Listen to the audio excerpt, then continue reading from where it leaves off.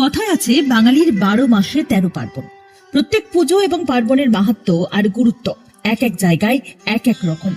এমনই এক পুজোর আয়োজন হয়ে থাকে বীরভূমের রাজনগর ব্লকের তাঁতিপাড়ায়।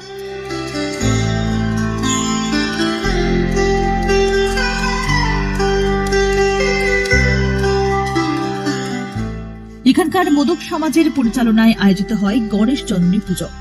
দুর্গার কোলে ছোট্ট গণেশ, ডান দিকে লক্ষ্মী আর বাঁ দিকে সরস্বতী। হ্যাঁ, এই রূপেই পূজিত হন ময়রাদের কুলদেবী গণেশ জননী। অগ্রহায়ণ মাসের শেষ সপ্তাহে গণেশ জননীর আরাধনায় মেতে ওঠে গোটা মোদক সমাজ।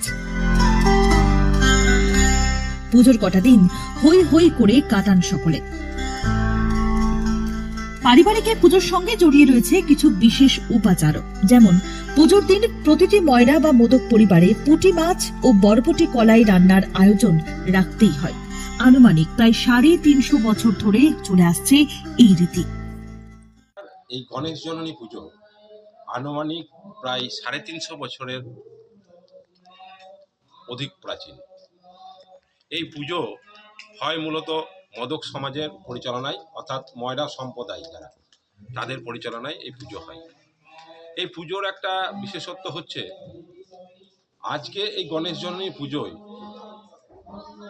প্রতিটি ময়রা পরিবারের রন্ধন কাজে, অর্থাৎ রান্নার কাজে পুঁটি মাছ আর বরবটি রাখতেই হয়। এটাই এই পুজোর রীতি হয়ে আসছে প্রায় 350 বছর ধরে। প্রয়াত কেদার রুজ এই গণেশ জননী পুজোর সূচনা করেন। যেটুকু আমরা জানতে পেরেছি আমাদের বাবা দাদু ঠাকুরদার আমল থেকে, যে এক সময় তাঁতিপাড়া হাটতলার এই হাটে প্রচুর পরিমাণ গুড় আসতো। সেই গুড় তোলা হিসেবে নেওয়া হতো গুড় চাষিদের কাছ থেকে। সেই গুড় সারা বছর জমিয়ে এই গণেশ জননী পুজো পরিচালনা হতো। প্রয়াত কেদার রুজের হাত ধরে শুরু হয়েছিল এই পুজো। একটা সময় পুজোকে কেন্দ্র করে যাত্রা, নাটক সহ বিভিন্ন সাংস্কৃতিক অনুষ্ঠানের আয়োজন হলেও এখন সেসব কিছুই অতীত।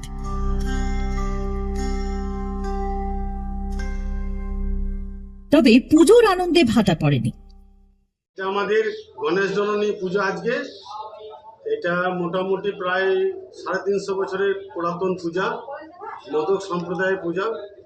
বর্তমানে এই পূজা উপলক্ষে প্রচুর অনুষ্ঠান হতো, এখন সেগুলো অতীত। বর্তমানে আমাদের ভক্তি সহকারে মায়ের পূজা হয়। আর এই দিন সবাইকে আমরা আমন্ত্রণ জানিয়েছি।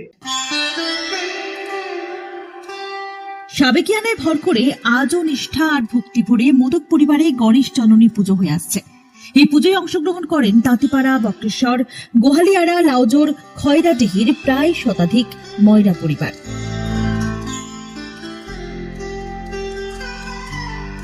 আরো লেটেস্ট খবরের আপডেট পেতে ফলো করুন রাতদিন.in।